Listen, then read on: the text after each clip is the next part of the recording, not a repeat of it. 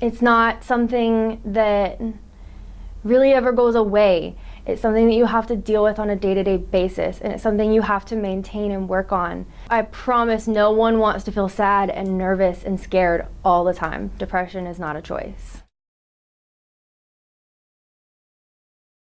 I'm Miss Singleton. I was born and raised here in Fort Bend. I went to Commonwealth and then Fort Settlement, and then I graduated from Clements in 2010. How did you know that there was something going on?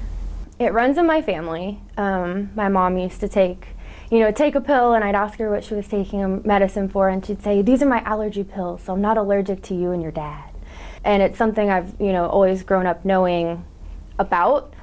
So when I was 18, there were a series of kind of triggering events, and my mom got me into that psychiatrist's office as quickly as she possibly could, because everyone in my family takes medication. It's not a secret. It's something that everyone deals with. So when I was 18, I was professionally diagnosed with, generalized anxiety disorder and depression and ADD. Who did you talk to about it?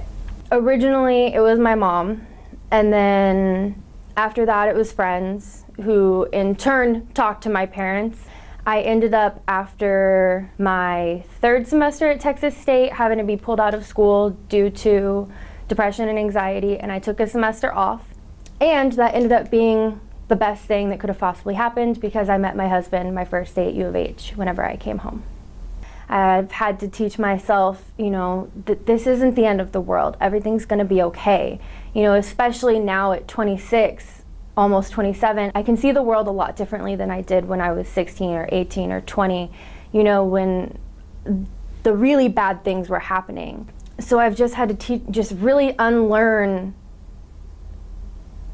the mental illness, kind of. I've had to unlearn thinking bad things about myself. I've had to unlearn the anxiety, and that it takes a lot of time. It's been almost a decade since I was officially diagnosed or whatever, and I'm still not perfect. My depression and anxiety is like a monster behind a door.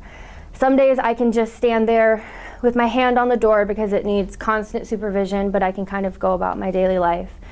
Some days I have to sit with my back against the door, but it's still okay. And some days, I have to push with all of my might to keep it behind the door because it's not allowed to come out.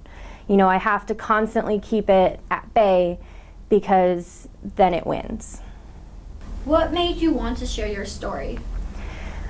Honestly, the whole reason I became a teacher is because my problems really started in high school. I knew I wanted to do something that meant something, and I wanted to help people. And this was, kind of the easiest way for an English major to do that. Once I got here, I knew I was doing something good, and I was doing something that mattered, because I wanted to try and make sure that other people knew that it was okay, that their feelings are valid, that everything is gonna work out, because I'm proof. No matter what it is, your problem is valid, your feelings are valid, and you're entitled to them, and it's okay to feel it and be sad, but it's not okay to let it get the best of you. I've self-harmed, I've had thoughts of suicide, I've had panic attacks, I've been through it all, and I'm here and I'm okay, and you're gonna be okay too.